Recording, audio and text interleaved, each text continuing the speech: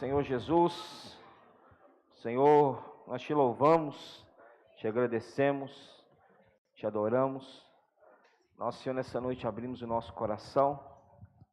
Nós, Senhor, confessamos que nada somos, nada podemos, senão pela tua misericórdia e graça e pela ação do teu Espírito, que tem atuado em nosso meio, feito, Senhor, a tua obra, feito os teus milagres, Senhor, com prodígios e sinais. E nós te somos gratos, Senhor, porque o Senhor nos colocou nesse viver. Obrigado pela vida da igreja. Mantenha-nos, Senhor, por meio da tua palavra, por meio do poder do teu Espírito. Mantenha-nos em unidade e unanimidade. Livra-nos de todo sentimento contrário, de todo sentimento de arrazoamento, de insatisfação, sentimentos, Senhor Jesus, que não provém de Ti. Mas guarda o nosso coração em Ti, Senhor. Guarda, Senhor, a nossa mente em Ti. Guarda todo o nosso ser em Ti, Senhor. Estamos vivendo os dias que antecedem a Tua volta. Senhor, o Teu inimigo tem, Senhor, se levantado. Senhor, mas ele não prevalecerá contra a igreja edificada. E esta é a obra que o Senhor tem feito hoje, edificado a tua igreja. E nós hoje fazemos parte desta obra. Cada um de nós, com a justa cooperação, servindo ao Senhor, obedecendo a tua palavra, nós estamos edificando a igreja. Ó Senhor, obrigado por essa obra, Senhor. Em breve nós nos veremos com o Senhor. Em breve estaremos com o Senhor. Em breve reinaremos com o Senhor. Esse é o nosso desejo, essa é a nossa visão. Senhor, esse é o nosso galardão, Senhor. Por isso nos leva a permanecer firmes hoje, correndo a nossa carreira. Senhor Jesus, amando, Senhor, e anelando, Senhor Jesus, a tua volta, Senhor. Ó Senhor, não amando apenas o Senhor, mas amando e apressando a tua volta. Senhor, abençoa, Senhor, os irmãos que estarão ouvindo a tua palavra. Abençoa os que estão presentes, abençoa os que estão acompanhando o Senhor de forma, Senhor, online. Senhor, alcance e adentre as casas, alcance e adentre os corações. Senhor, reina, Senhor, em cada lugar que a tua palavra chegar, que o teu reino chegue, que a tua vontade chegue, que o teu encabeçamento chegue. Te agradecemos porque o Senhor tem falado conosco. Leva-nos também a valorizar as tuas palavras. Leva-nos, Senhor, a valorizar o teu falar. Jesus é o Senhor. Amém. Graças a Deus. Amém. Jesus é o Senhor. Aleluia. Amém. Jesus é o Senhor. Aleluia. Que maravilha, né? Nós, nessa noite, iremos compartilhar, irmãos, ainda dentro do encargo que o Senhor tem nos falado, dentro do livro Quem Tem Ouvidos Ouça, lições de Pérgamo e Tiatira, avisando para os irmãos que o novo alimento diário já chegou, tá? Já chegou. Nós iremos distribuir a partir da próxima semana e a leitura se dará a partir do dia 6 de novembro, 6/11. Ou seja, passando essa segunda-feira agora, na outra, nós daremos início à leitura da nova série do Alimento Diário, o Evangelho de João, Palavra, Vida e Edificação. Amém? Então, nós ainda veremos uma semana deste livro aqui, tá? Que estamos desfrutando. E nós reforçamos para os irmãos a importância de você ler, de você ter uma vida diária de leitura da palavra de Deus. Se você não ler, você vai ficar para trás, tá? Se você não ler, não estiver andando junto com o encargo atual, irmãos, inevitavelmente que este possa ficar para trás. E o Senhor não quer nenhum de nós para trás, mas senão que andemos juntos. Andemos ali lado a lado, ombro a ombro, carregando a arca de Deus, né? Essa é a vontade do Senhor. Então não deixe de ler o seu livro, não deixe de também, se tiver alguma dúvida, irmãos, em nome de Jesus, não fica na mente, não fica arrazoando, não fica analisando, não fica dando o palpite humano, mas busca comunhão para que na luz ganhemos luz. Não é isso? Deus é luz. E na luz nós somos iluminados, na luz nós ganhamos luz e a comunhão é luz. Amém? Então qualquer dúvida, todos nós temos. Não é isso? Não é problema ter dúvida, o problema é ficar na dúvida. Porque quando você fica na dúvida, o inimigo acha brecha, o inimigo acha caminho, o inimigo ele acha um meio para te atacar. Tá? Acha um meio para entrar na sua mente, levar você a ter pensamentos contrários, levar você a questionar o falar atual de Deus, leva você a duvidar do falar atual de Deus, e esse é um perigo. Que o Senhor guarda o nosso coração e a nossa mente em Cristo. Amém? Porque qual que é o maior desejo de Deus hoje?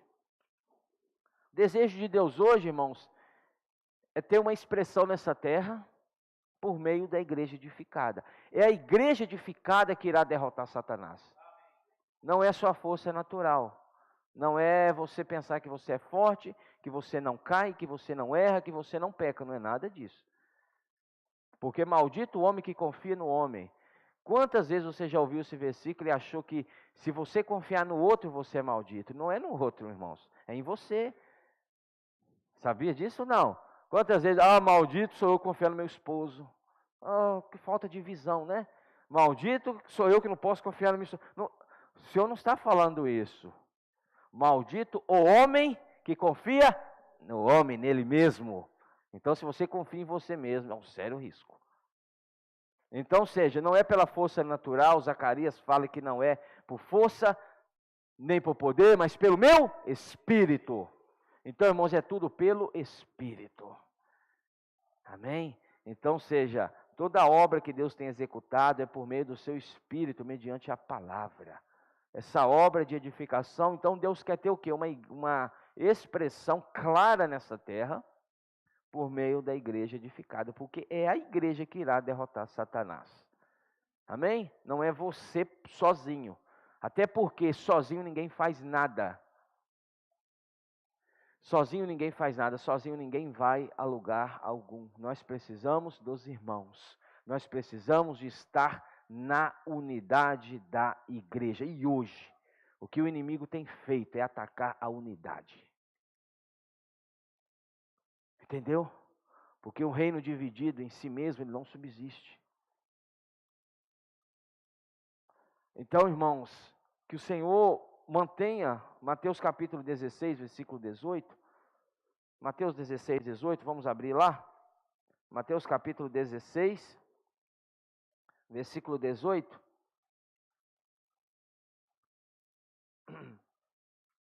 Mateus capítulo 16, versículo 18. Também eu te digo que tu és Pedro, e sobre esta pedra edificarei a minha igreja, e as portas do inferno não prevalecerão contra quem? Contra Pedro? Não, contra a igreja edificada. As portas do inferno não prevalecerão contra a igreja edificada. Aí Satanás descobriu aonde ele devia atacar. Quando Jesus fala isso para Pedro, é interessante, irmãos, isso aí. Quando Deus revela Cristo, Cristo pergunta para os discípulos, quem os homens, a turma, dizem que eu sou? Uns dizem João Batista, outros Jeremias, outros Isaías, outros ou qualquer um dos profetas. Jesus falou, tá bom, agora eu quero ouvir de vocês. Quem vocês dizem que eu sou? Porque uma coisa é o que o povo diz que eu sou. Agora outra coisa é o que vocês que estão andando perto dizem que eu sou. Porque eu não posso ser para vocês, discípulos próximos, o que eu sou para eles, povo longe, entendeu? Aí Deus revela, por meio de Pedro, Cristo. Aí Pedro, iluminado pela revelação do Espírito, tu és o Cristo. O Filho, guarda isso aí, que nós vamos ver, que nós vamos entrar hoje em Tiatira. Tu és o Cristo, o Filho do Deus vivo. Olha, aí Jesus fala, Pedro, não foi ninguém que te falou isso. Não foi João que chegou e sussurrou no seu ouvido. Pedro, sabe quem é ele? O Filho do Deus vivo, o Cristo. Não foi Mateus que chegou e sussurrou. Pedro, sabe quem é ele? Jesus, o Cristo, o Filho do Deus vivo. Porque Jesus fala, versículo 17, Então Jesus lhe afirmou: bem-aventurado é Simão Barjonas, ou Simão filho de Jonas, né? Porque não foi carne e sangue que tu revelaram, não foi ninguém que te falou, mas meu Pai que estás nos céus revelou quem eu sou. Então, primeiramente vem a revelação de quem ele é. Entendeu? Primeiro, Cristo precisa ser revelado para o homem. E essa revelação não se dá por meio de nenhuma sabedoria humana, nenhuma eloquência humana, ou nenhuma tentativa humana. Quantas vezes nós tentamos convencer alguém de que Cristo é o Filho do Deus vivo? Aí você fala, e você fala, eu tô achando que eu estou falando pouco. Não que nós não devemos pregar o Evangelho, mas não na confiança de que o muito falar vai gerar algum resultado. Aí eu falei pouco, deixa eu falar mais, que essa pessoa ainda não entendeu. Aí você tem que ver se você vai estar usando a sua sabedoria própria, ou se você está dependendo do Espírito, ou da revelação de Deus. Porque é Deus que revela. Entendeu? Aí o Senhor responde isso para Pedro, né? Aí ele fala no versículo 17, então Jesus lhe afirmou, bem-aventurado ou feliz. O significado original de bem-aventurado na Bíblia, irmãos, é literalmente feliz. Então o que Jesus estava falando? Feliz é você, Pedro, porque não foi carne e sangue que tu revelaram, mas meu Pai que estás nos céus, também eu te digo. Aí Jesus revela uma outra parte. Primeiro, quem foi revelado primeiro? Cristo. Se Cristo não for revelado primeiro, irmãos, em vão é qualquer outra revelação. Porque Ele é o centro. Ele é o centro. Ele é o centro conector da obra de Deus. É por meio de quem todas as coisas existiram, vieram existir. Para quem? Por meio de quem? E por quem são todas as coisas? Aí Jesus é revelado, aí Jesus revela a igreja.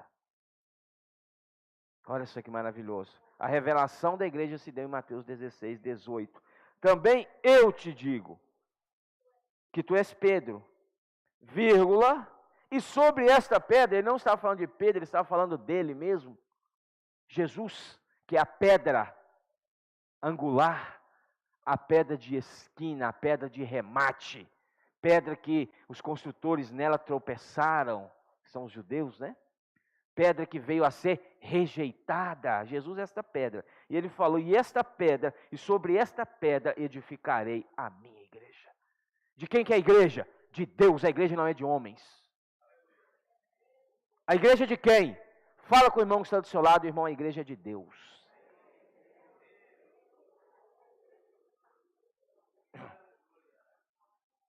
Está vendo? A igreja, né? A igreja de Deus. E sobre esta pedra edificarei a minha igreja. Olha só. E as portas do inferno não prevalecerão. Futuro. Tempo futuro. Não prevalecerão contra ela. Satanás ouviu. Passa 15 minutos, estou aplicando. Porque isso aqui foi no versículo 25, né? 22. Passa 15 minutos depois dessa revelação maravilhosa que Deus revelou por meio de Pedro. E por meio de quem Pedro recebeu, né? Recebeu de Cristo a revelação da igreja. Olha que duas revelações que enchem o universo. Você não precisa, irmãos, de nenhuma outra revelação senão a revelação de Cristo à igreja. Porque depois que você tem essa revelação, toda palavra que vier já vai vir num caminho adequado e prático. Pedro recebeu a revelação de Cristo à igreja. Os discípulos receberam a revelação de Cristo à igreja. Aí Satanás ouve. E no versículo 22, ele fala, e Pedro, chamando-o à parte, começou a reprová-lo. 15 minutos, o homem estava no espírito. Terceiro céu, passa 15 minutos, Pedro é usado pelo diabo. A ponto de Jesus reprová-lo, chamando à parte, começou Pedro, chamando quem à parte? Jesus à parte, começou a reprová-lo. Pedro reprovando Cristo, irmãos. Você sabe o que você reprovar o Senhor? Quando você reprova a palavra. Aí você ouve o que o Senhor tem falado, aí você começa a questionar, não é bem assim. O que você está fazendo? Reprovando. Pedro reprovou o Senhor. Falou, olha, começou a reprová-lo dizendo, tem compaixão de ti, Senhor. Ó, tem compaixão de ti, Senhor. Isso de modo algum ele afirmou. De modo algum.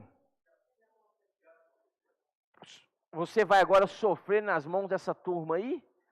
Você vai se permitir ser capturado por eles? Você vai se permitir ser julgado por eles? Você vai se permitir ser crucificado por eles? Morto por eles? Não, Senhor. De modo nenhum isso te acontecerá. Reprovou Jesus na hora. Mas quem estava reprovando Pedro? Não, o inimigo. Versículo 23. Mas Jesus, voltando-se, disse a Pedro: arreda, Pedro, arreda, Satanás. Tu és para mim pedra de tropeço, porque não cogitas das coisas de Deus, e sim das dos homens. Ele falou para Pedro, referindo-se ao que estava por detrás de Pedro. Então, irmãos, quando vier na sua mente qualquer pensamento contrário ao que Deus tem falado, você precisa ser intrépido, arreda, Satanás. Porque tu és para mim pedra de tropeço. O que é pedra de tropeço? É fazer os irmãos tropeçarem. Entendeu? Existe pedra de edificação, Bia, mas existe pedra de tropeço. Lembra que o Senhor falou com os discípulos? Se vocês fizerem tropeçar qualquer um desses pequeninos, né? Melhor fora, tivesse uma corda amarrada ao pescoço, lançado no fundo do mar, sabemos a história. Então, irmãos, mantenhamos a nossa mente e o nosso coração firmes na palavra de Deus. Porque os ataques do inimigo hoje é para impedir a obra de edificação. E ele ataca, como Betânia falou ali agora, na mente. Ele atacou na mente de Pedro. Ah, mas agora, o que aconteceu? Depois Pedro foi usado por Deus. Não entra no caso agora. Mas, irmãos, aquele que pensa estar em pé, vigie. Tome cuidado, irmãos, para que não caia. Por isso nós precisamos viver e andar no Espírito. Amém? Precisamos viver e andar no Espírito. Aleluia. Porque o inimigo, ele não está brincando. Ele se intromete, ele entra, ele fala, ele dá palpite, ele dá pitaco. Entendeu? Apocalipse 12, capítulo 12, nos fala que ele nos acusa de dia e de noite. Diante de quem? De Deus. É interessante isso. Você lê Apocalipse 19, você lê Jó capítulo 1. Jó capítulo 1 fala o quê? Uma reunião, comunhão íntima que o Senhor estava tendo com os anjos. Quem chegou? Satanás chegou junto. É interessante isso aqui. Por que ele chega? Por que ele entrou na comunhão? Jó capítulo 1, depois você lê, não vão entrar. Jó capítulo 1, quando Deus estava tendo uma comunhão com os anjos, né? Veja, irmãos, que não é com homens, é com anjos. Comunhão íntima. E não era na terra. Aí chega Satanás. Deus pergunta, de onde vens? De rodear e passear pela terra. Ou seja, lá na terra. Não é aqui onde eu estou, que ele estava no ambiente de Deus. E Apocalipse 19 fala que ele nos acusa também diante de Deus. Então ele tem acesso à presença de Deus. Sabe por que ele tem acesso? Porque embora ele tenha sido sentenciado, ainda não foi executado. E ele ainda é o ungido de Ezequiel 28. Lembra que Flávio falou semana passada sobre Saul? Saul errou, Saul falhou, Saul pecou, mas o que Saul ainda era? Ungido. E Davi tirou a mão. Lembra quando Satanás veio disputar o corpo de Moisés, que fala isso em Judas? É Judas? Contender, quem veio junto? Qual que era o anjo que estava junto, debatendo? Estava disputando com ele. Aí o que ele falou? Olha, Miguel, o Senhor te repreenda, ó Satanás. Porque ele ainda é ungido. Por isso que ele tem acesso à reunião de Deus com os anjos. Por isso que ele tem acesso à presença de Deus, Apocalipse 19. Embora ele foi sentenciado, ainda não foi executado. E por ele ainda ser ungido, Deus respeita a unção, mesmo que ele tomou um caminho errado. Então, irmãos, ele é esse que nos acusa, que nos afronta a igreja, quer barrar a obra da igreja, mas graças a Deus que o Senhor ele tem guardado a sua igreja, tem conduzido a sua igreja, e a igreja é do Senhor, a igreja é de Deus. Amém? E nessa semana nós vimos e entramos sexto século. Nós estamos vendo a transição da era da igreja, de Pérgamo para Tiatira. Vimos a respeito do monoteísmo, do ascetismo. Vimos como que as práticas que começaram em Pérgamo, a maioria das práticas que Tiatira sustenta começaram em Pérgamo. Tiatira só solidificou batismos, hierarquia, ascetismo, várias reclusões, não é isso? Monasticismo.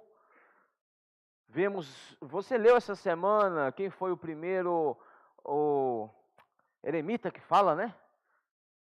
O primeiro que falou, não, eu não quero nada com esse mundo, eu vou me enfiar dentro de uma caverna, de um buraco, de uma toca, de qualquer lugar que for, eu não quero nenhum contato com isso aqui, eu só quero estar conectado com Deus. Entendeu? Irmãos, sozinho ninguém vai a lugar nenhum, irmãos. Não pense que se você ficar em casa agora, eu vou me isolar em casa. Eu já ouvi várias pessoas falando isso. Eu creio em Deus, creio em Jesus, mas eu não vou em igreja, não frequento lugar nenhum. Não, está incompleto isso aí. Sozinho ninguém vai a lugar nenhum, porque a obra de Deus é feita no coletivo. Deus executa a sua obra o que? Na igreja. Entendeu? Chamava Antônio, né? O primeiro eremita. Antônio, primeiro eremita. Isolou agora, deixa eu isolar, que eu vou agora me santificar. Irmãos, a santificação de você não depende de você se isolar. A santificação se dá pelo Espírito. A ação do Espírito pela palavra. Efésios fala que é o lavar da palavra. Vieram o ascetismo. O que o ascetismo pregava, irmãos? Começou em Pérgamo. Você vai agora reclusar. Você vai agora lutar contra você mesmo. Os seus instintos. Os seus desejos, os desejos da sua carne, os desejos dos seus pensamentos. Você vai vencer. Você vai levar o seu corpo à exaustão. Você vai levar o seu corpo ao pó. Você vai subjugar o seu corpo. Você vai espancar o seu corpo. Você vai tirar o mal do seu corpo. Porque os ascetas acreditavam, não é isso, vida? Que o mal, sim, quando o homem comeu do fruto da árvore do conhecimento do bem e do mal, a semente maligna entrou para dentro do homem e hoje habita onde? Na carne. Mas, essa libertação desse mal não é pelo que você faz ou deixa de fazer com o seu corpo. Não é isso? Quando talvez os ascetas, eles acreditavam, quando eles tinham um desejo pecaminoso, por exemplo, um desejo da carne, agora deixa eu espancar o meu corpo. Sai desejo, sai pensamento, sai, sabe? Não vai sair nada, irmãos. Mantendo o corpo na escravidão, mantendo o corpo em grandes privações de sono, de alimento. Tem pessoas que você pergunta, para que você está jejuando? Para enfraquecer a minha carne. Olha. Para enfraquecer a minha carne. Entendeu? Nessa visão. Então, Colossenses capítulo 2. Colossenses capítulo 2, versículo 18. Colossenses 2, 18, Paulo ajuda a igreja em Colossos. Colossenses 2, 18 fala: ninguém se faça árbitro contra vós outros, pretextando humildade e culto de anjos, baseando-se em visões, enfatuado, sem motivo algum, na sua mente carnal. E não retendo a cabeça, da qual todo o corpo, suprido e bem vinculado, por suas juntas e ligamentos, cresce o crescimento que procede de quem? De Deus.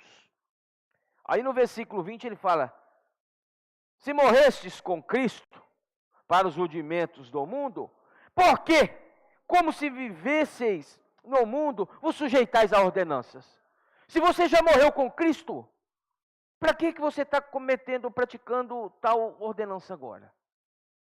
Então, a obra de Cristo foi vã ou foi incompleta.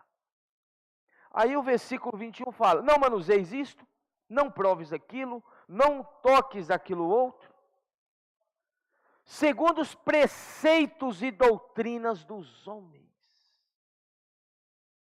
Pois que todas essas coisas, com uso, se destroem.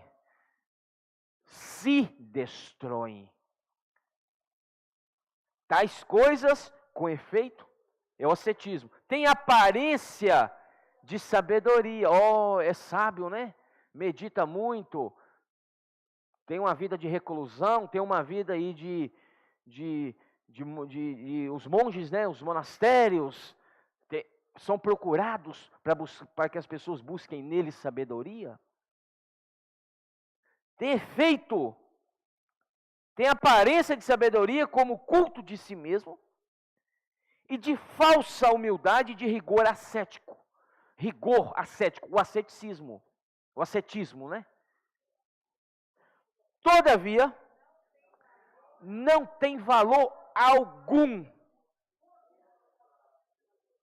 contra a sensualidade. Lembra de José?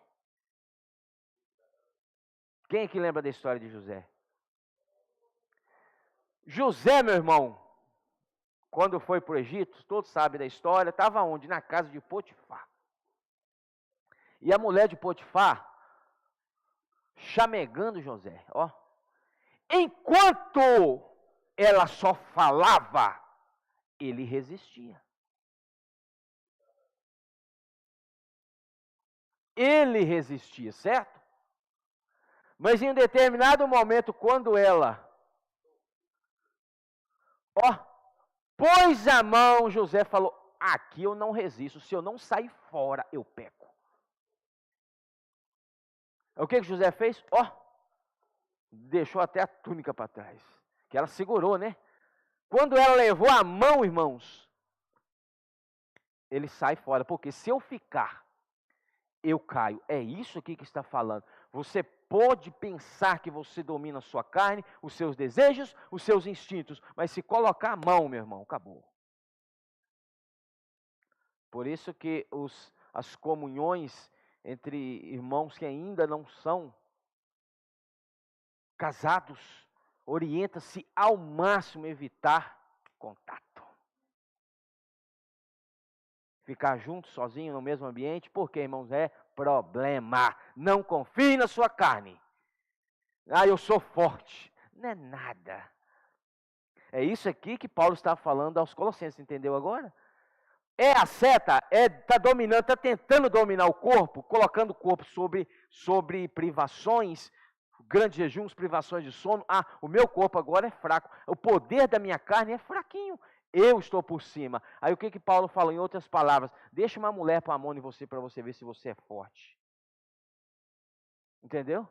É isso. O ascetismo ele não tem nenhum efeito contra a sensualidade.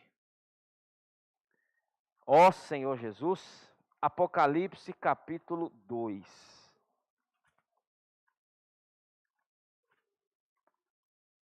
Então, irmãos, Toma cuidado, viu, com o seu corpo. O seu corpo é o quê? Templo do Espírito.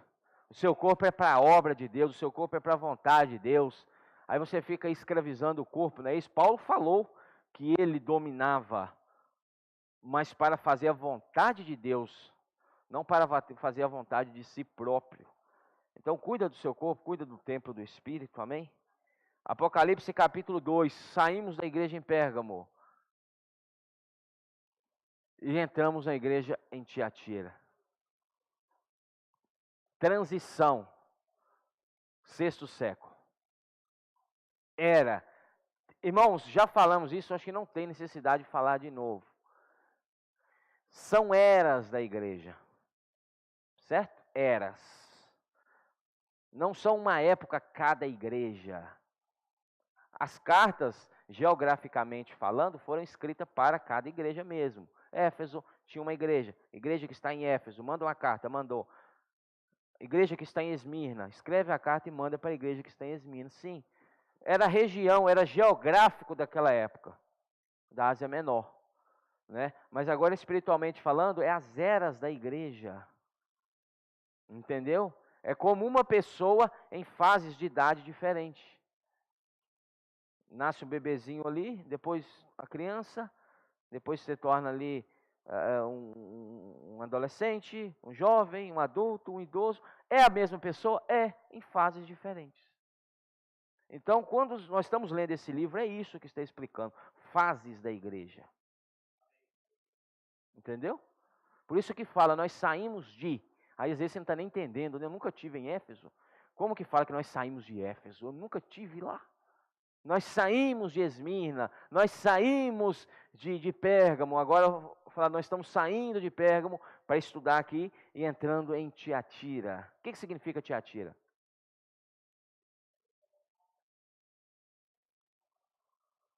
Odor de aflição. Oferta de incenso, aromar, sacrifício de perfume, essas coisas aí que é o significado de Tiatira. Hã? Torre elevada, entendeu? Mas se você pesquisar no Strong, no original, no dicionário Strong, vai falar odor de aflição, literalmente odor de aflição. Era uma época que, aflição, era época de trevas, era época de escuridão, entendeu? Mas as práticas que Tiatira abraça vieram de Pérgamo. Lembra, irmãos, que Pérgamo, o que foi Pérgamo? O que significa o nome Pérgamo? Igreja em Pérgamo, carta da igreja em Pérgamo, Apocalipse 2:12, união, casamento. Foi a época que a igreja deixou de ouvir a palavra e se uniu com o mundo. Foi a época que Constantino, sendo o imperador de Roma na época, não podemos declarar que ele se converteu verdadeiramente, mas ele falou: agora eu sou convertido à igreja cristã, à igreja do cristianismo. Agora eu sou do cristianismo. E era um homem bem visto, era um imperador, irmãos. Aí a turma falou: opa, Constantino foi, eu também vou. Já pensou que multidão? Por isso que em tamanho, Pérgamo era muito grande, cresceu em números, mas sem realidade.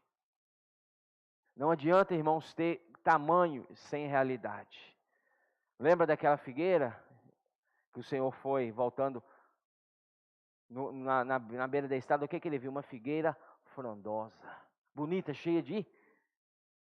Estava bonita, frondosa, né? Cheia de folhas.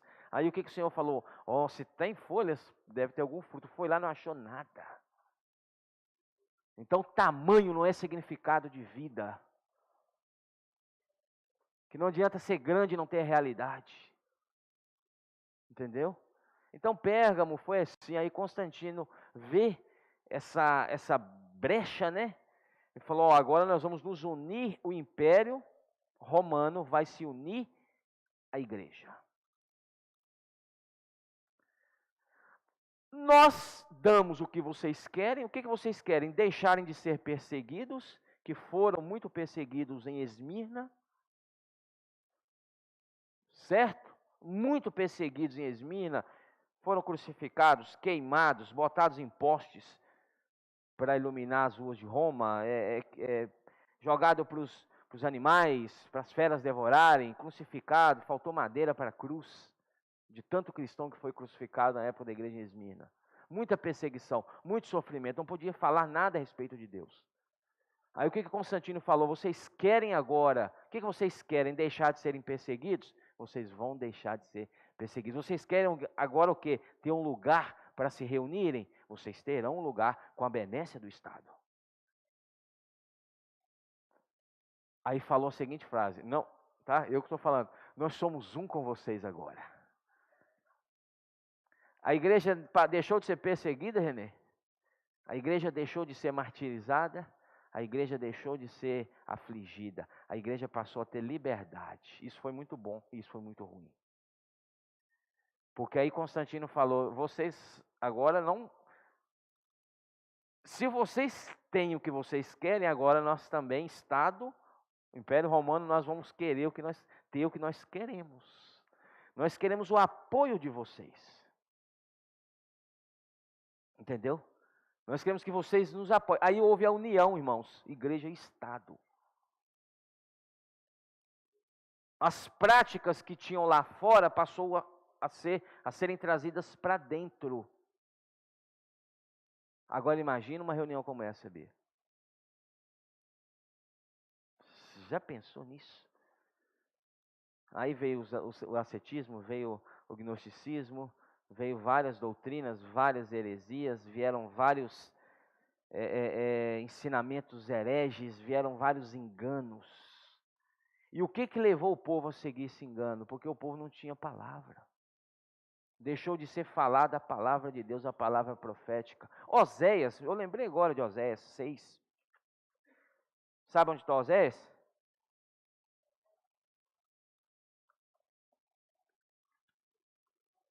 Oséias 6, não, 4:6. Oséias 4:6. Oséias 4:6 fala: o meu povo está sendo destruído porque lhe falta o conhecimento. Porque tu, sacerdote, rejeitaste o conhecimento, também eu te rejeitarei, para que não sejas sacerdote diante de mim. Visto que te esqueceste da lei do teu Deus, também eu me esquecerei dos teus filhos. O meu povo está sendo destruído. Por quê? Lhe falta conhecimento. Provérbios 29.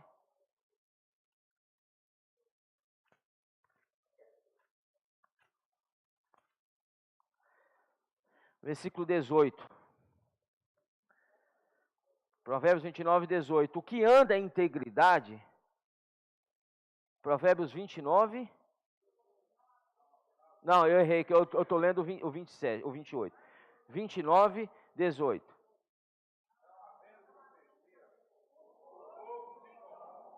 Mas o que guarda a lei, esse é. Na época de Pérgamo, as profecias já não existiam mais, entendeu? E quando não há palavra, o que há? Corrupção. Certo? A palavra é o domínio de Deus, é o encabeçamento de Deus no ambiente.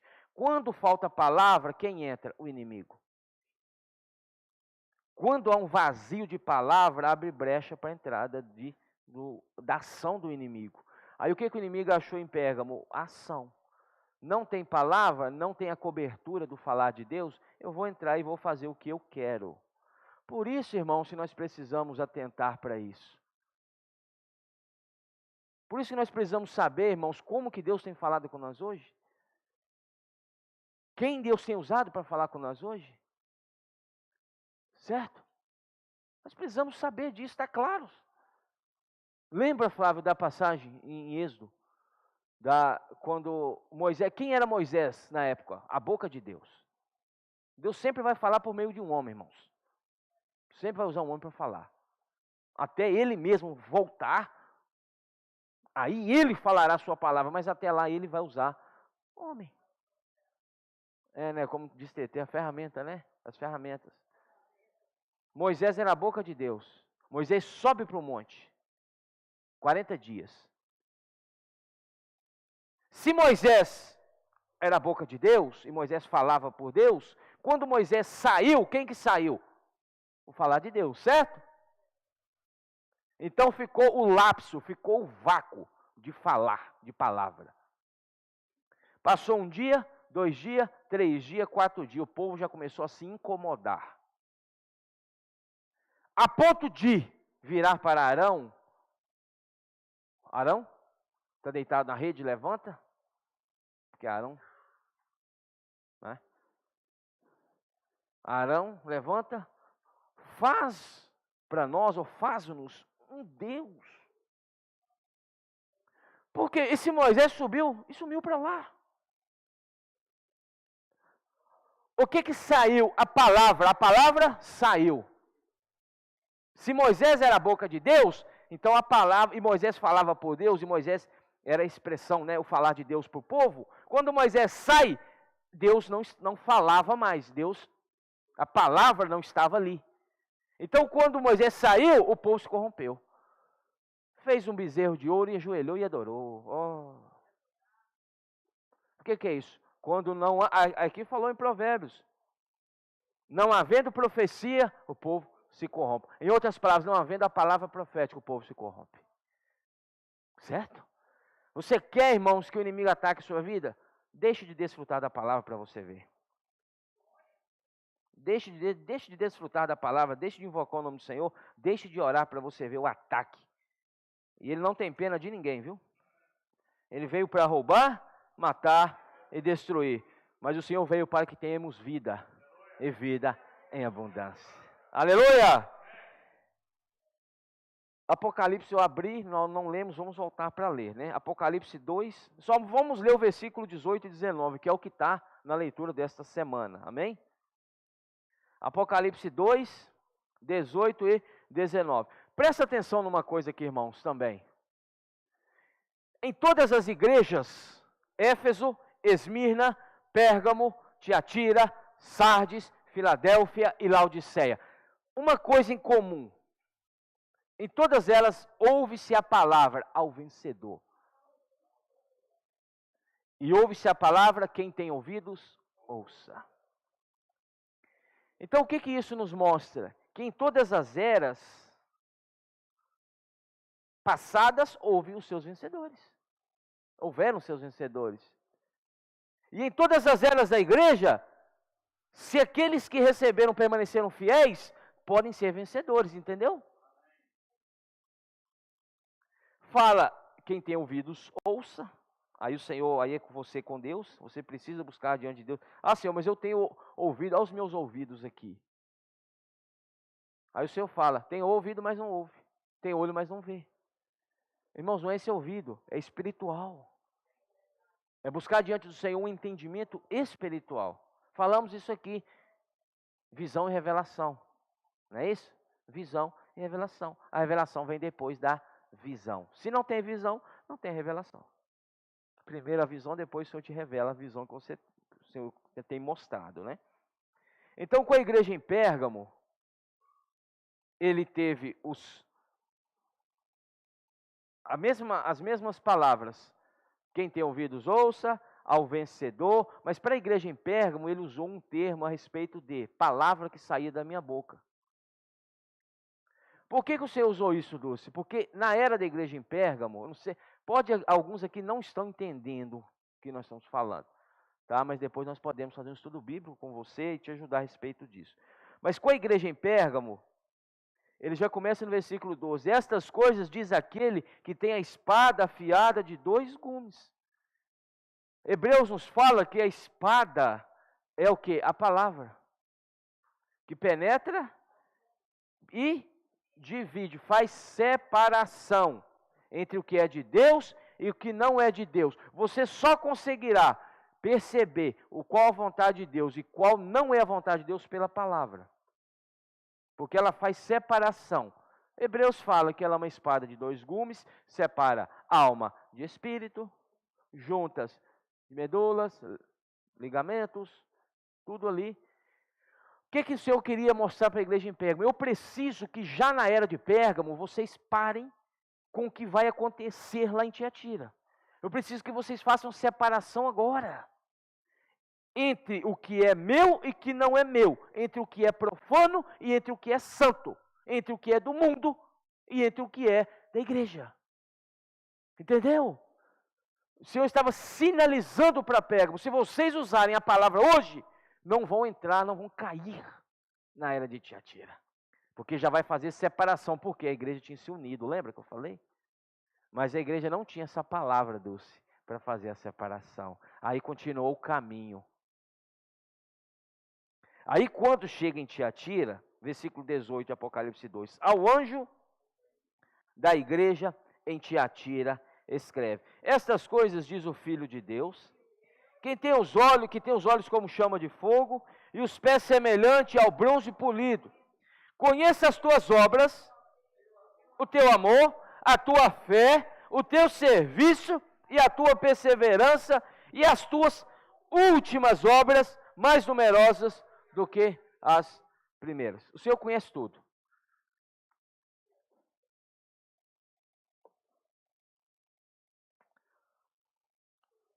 Nos primeiros séculos, primeiro, segundo, terceiro, quarto, até entrar aqui no século VI, metade do século VI, houve-se a hierarquia, levantaram ali o sistema hierárquico dentro da igreja, né? Como no exército, né? Soldado começa com cabo, soldado, cabo e vem.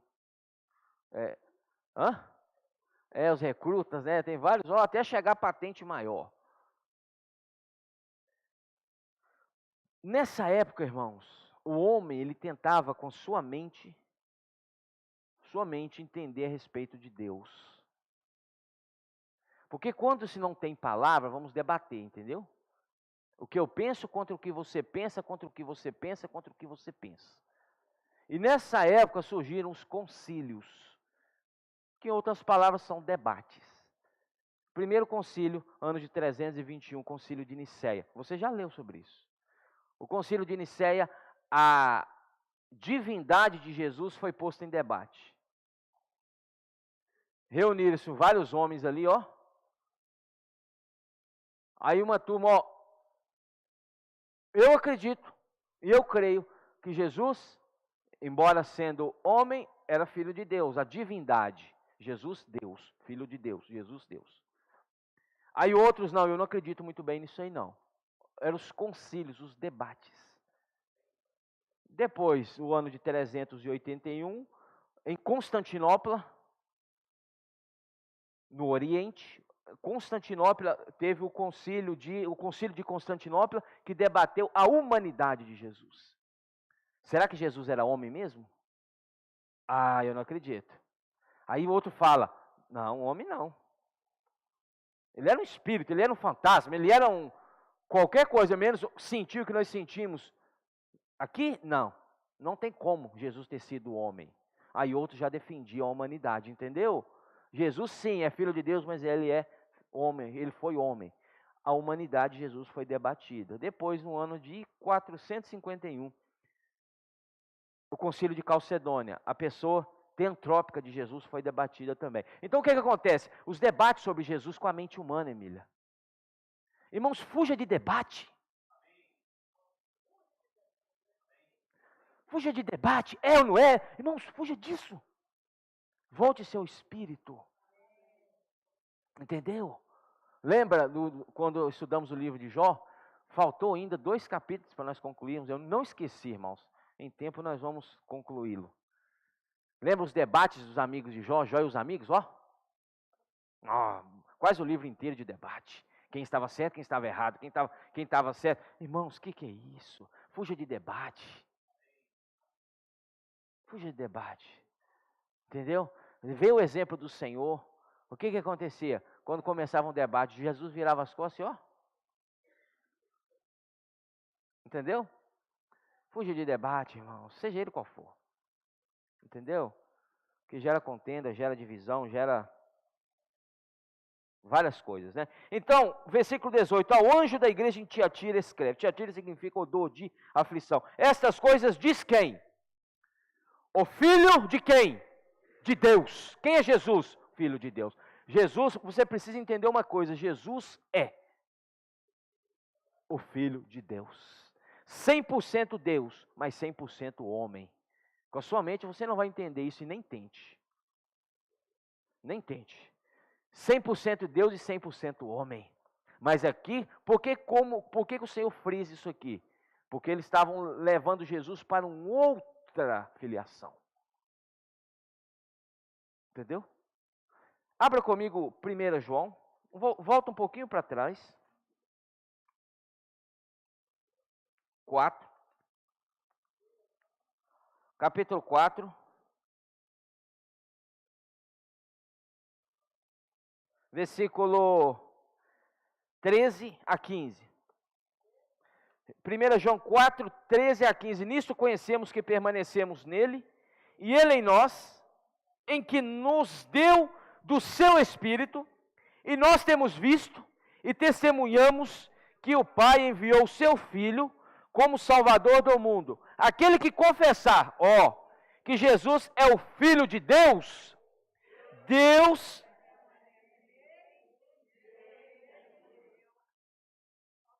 aquele que confessar que Jesus é filho de quem? De Deus. Até Ana movimentou, né? Ana movimentou ali agora, no ventre de Emily, quando ela escutou que Jesus é o Filho de Deus. Olha, dizendo sim, não é isso? Então, irmãos, aquele que confessar que Jesus é o Filho de Deus, Deus permanece nele e ele em Deus. Capítulo 5, versículo 10.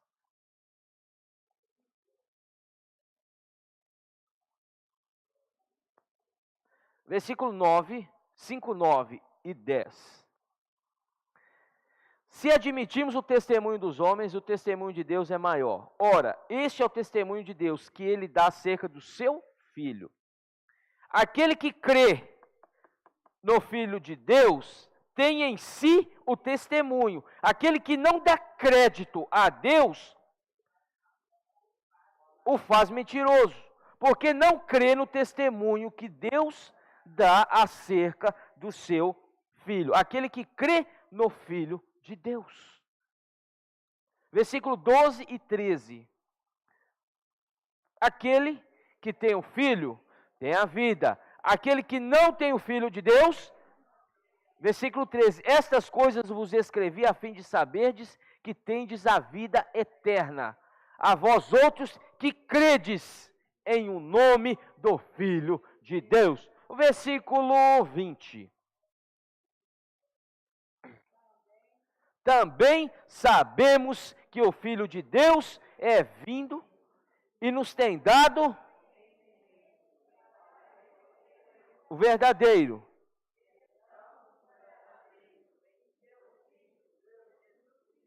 Este é o verdadeiro Deus e a vida eterna. Quem que é Jesus? Filho de Deus. E é só diante deste Filho de Deus que nós devemos nos prostrar.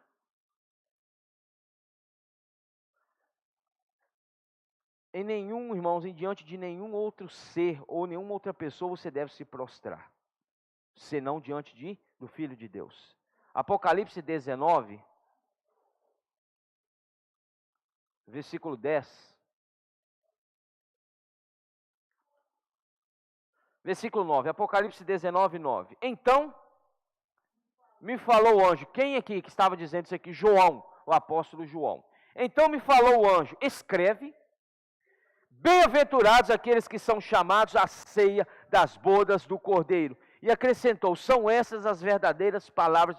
Quem disse para João? Então me falou o anjo.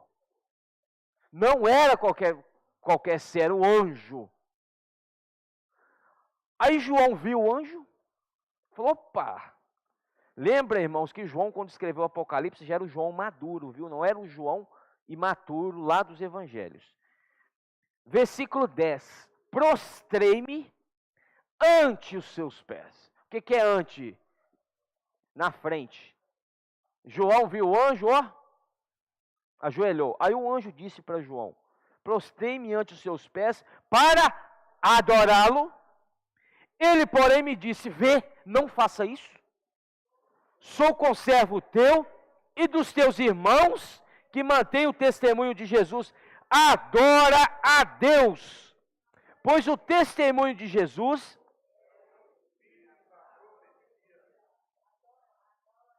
João ouviu. No capítulo 22, João fez de novo. Capítulo 22, versículo 8. Eu, João,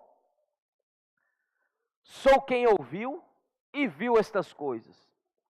E quando as ouvi e vi, prostei-me ante os pés do anjo que me mostrou essas coisas para adorá-lo. João, de novo, para com isso.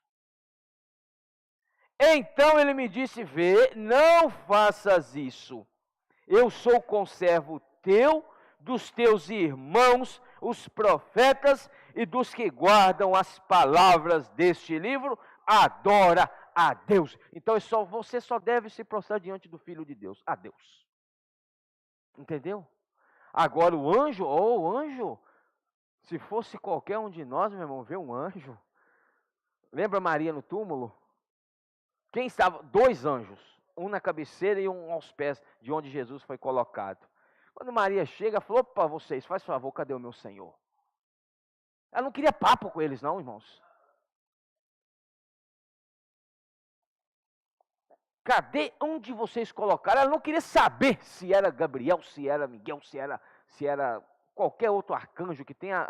Os anjos têm arcanjo, tem anjos, tem querubins, tem. Ela não queria nem saber quem que era, irmãos. Opa, faz favor, onde vocês puseram o meu Senhor? Eu quero o meu Senhor. Agora, se fosse talvez algum de nós, anjo, só um minuto, fica aí os dois aí. Aí você vira, ó, anjo, vou postar no meu status, anjo.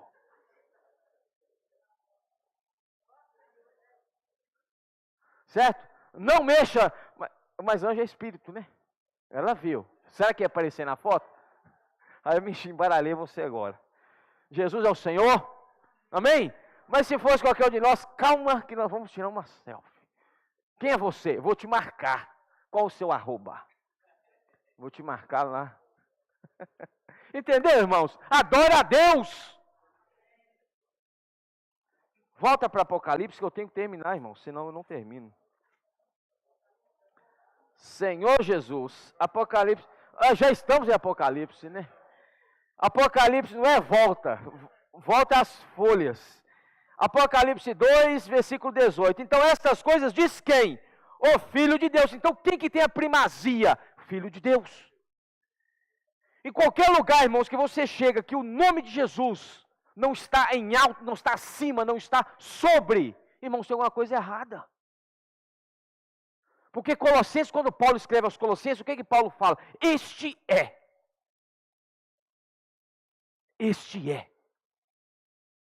a imagem do Deus invisível, o primogênito de toda a criação, porque nele foram criadas todas as coisas. Irmãos, o Senhor precisa ter o centro da nossa vida, irmãos. Jesus precisa ter o centro do nosso coração. Se você substituir Jesus por qualquer outra coisa, irmãos, você não vai chegar num caminho muito bom. Você não vai chegar a um fim bom. Não substitua o Senhor, não troque, não inverte. Não rebaixe Jesus e eleve qualquer outra pessoa, qualquer outra coisa. Adora a Deus. Aí por isso que ele fala que tem os olhos como chama de fogo e os pés semelhantes ao bronze polido. Então esse Filho de Deus tem o que? Os olhos. O que os olhos representam? O que vê. Hebreus, volta um pouquinho. Deixa marcado. Hebreus 4, está um pouquinho atrás aí. Rapidinho comigo, por favor. Hebreus 4. Versículo 13. Hebreus 4, 13. E não há criatura que não seja manifesta na sua presença. Pelo contrário, todas as coisas estão irmãos, todas as coisas estão descobertas. Não existe nada encoberto diante dele. Certo? Ele vê tudo. Ele vê, irmãos, o que os nossos olhos não vê, ele vê. Ele vê você semana que vem. Ele vê você semana que vem, para você ter ideia. Entendeu? Ele viu você antes de você ser gerado. Efésios capítulo 1, versículo 3. Bendito Deus de nosso Senhor Jesus Cristo, que nos tem abençoado com toda sorte de bênçãos espirituais nas regiões celestiais em Cristo Jesus. E nos escolheu para Ele, antes da fundação do mundo, para sermos santos e irrepreensíveis perante Ele e em amor. Os olhos dele vê tudo. Aí agora o que ele fala aqui? E não há criatura que não seja manifesta na sua presença, pelo contrário, todas as coisas estão descobertas e patentes aos olhos daquele a quem temos de prestar contas. Toda a sua vida está descoberta e patente diante dos olhos dele. A quem, né, Rodrigo? Nós teremos que prestar contas. Cada um de nós, Paulo fala isso em Coríntios, em Romanos, cada um de nós iremos nos apresentar perante o tribunal de Cristo. Porque ele está vendo tudo. Mas esses olhos é para quê? É para te condenar? Não. Esses olhos, irmãos, eram aqueles olhos que o Senhor olhou para Pedro quando Pedro negou pela terceira vez. Aqueles olhos de amor, aqueles olhos de misericórdia, aqueles olhos de perdão. Os olhos do Senhor, irmãos, não é para nos julgar, mas para, irmãos, trabalhar em nós e nos purificar. Os olhos referem-se ao que ele vê. Apocalipse 5 fala sobre isso também. Apocalipse 5, versículo 6. Apocalipse 5, 6. Então vi no meio do trono e dos 4 seres viventes e entre os anciãos de pé, um cordeiro. Quem é esse cordeiro? Cristo. Como tendo sido morto, ele tinha 7 chifres, bem como 7 olhos, que são os 7 Espíritos de Deus enviados por toda a terra. Então os olhos, irmãos, é como os 7 Espíritos para vigiar. O Senhor está vendo qualquer situação. Então para de orar dessa forma, o Senhor está vendo isso? Quantas vezes nós já não oramos, né? Senhor, o Senhor está vendo essa situação? É claro que Ele está vendo.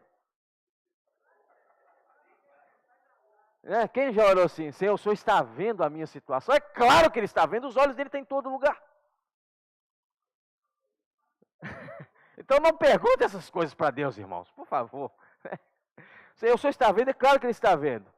Então, todas as coisas. Mas aqui fala que os olhos dele são como o quê? Tochas de fogo. Os olhos como chamas de fogo. Para que serve o fogo na Bíblia? Para te exterminar? Não, 1 Coríntios. Rapidinho, que eu já vou concluir. 1 Coríntios, capítulo... Deixa eu achar primeiro aqui, irmãos. 1 Coríntios, capítulo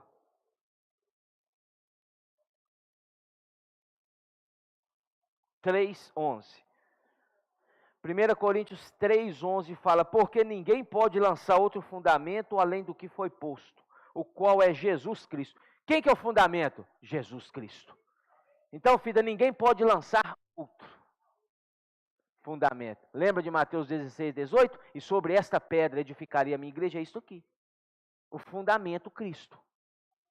Aí o que Paulo fala? Ninguém pode colocar outro fundamento no lugar dele. Entendeu?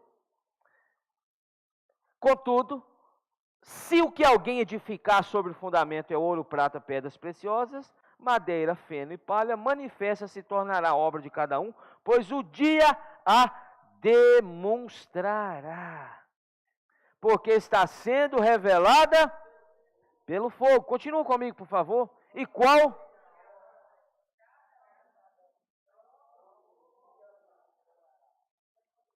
Se permanecer a obra de alguém que sobre o fundamento edificou, esse receberá galardão. Se a obra de alguém se queimar, sofrerá ele dano. Mas esse mesmo será salvo. Todavia, como? Através... Por que o Senhor fala que em Tiatira os olhos deles são como fogo? Para purificar as impurezas. Eu e você estamos cheios de impureza. Você aí, na sua saúde física, você não toma de vez em quando uns detox da vida aí para limpar? O que você está fazendo? Tirando as impurezas. E o que o Espírito faz a obra dele? Tira as impurezas pelo fogo. Né, Emília?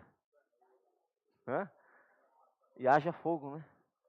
Senhor Jesus. 1 Pedro, 1 Pedro 4. Senhor Jesus, 1 Pedro 4.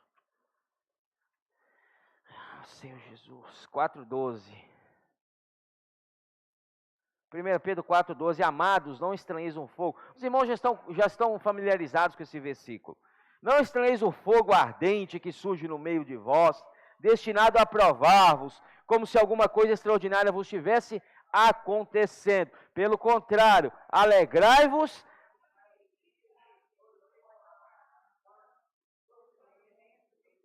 para que também, na revelação de sua glória, vos alegreis exultando. Irmãos, não estranheis o fogo ardente que surge no meio de vós, destinado a provar-vos, em outras palavras, queimar sua impureza. Porque a obra do Espírito é isso, irmãos, ela queima nossas impurezas por meio do fogo. Com todo respeito, e não me leve a mal, tá? Não me leve a mal. Ninguém muda tendo a mão passada aqui na cabeça. Ô, tadinho do Flávio. Flávio, muda? Ô, Flávio, você é assim, deixa de ser assim, Flávio. Irmãos, ninguém muda desse jeito aí.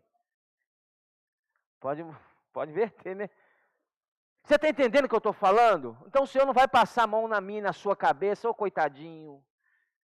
Oh, não, irmãos, o Senhor vai permitir-nos muitas vezes passarmos por situações para nos transformar. Para queimar as impurezas que é em nós, às vezes há orgulho, às vezes há mágoa, às vezes há ira, às vezes, irmãos, há ódio, e Deus precisa queimar isso em você.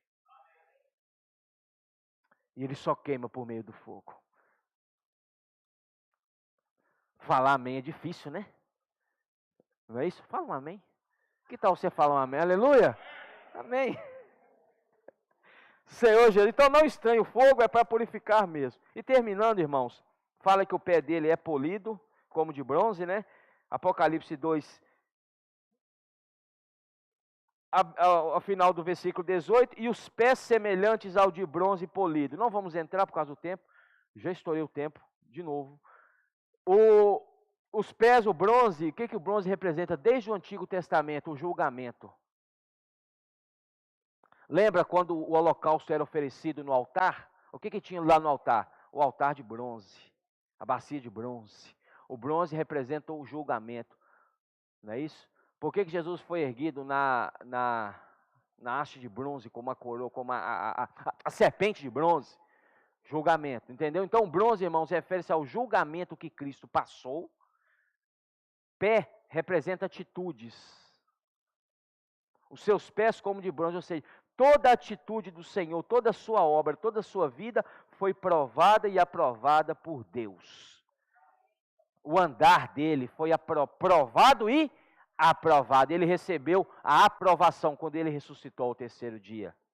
E Efésios capítulo 4, não vamos ler pelo tempo, mas Paulo fala, não andeis vós como andam os gentios, na vaidade, nos vossos pensamentos. Vamos ter um andar provado e aprovado, amém? Jesus é o Senhor. Pequenos grupos, só vira para o lado, vira para trás.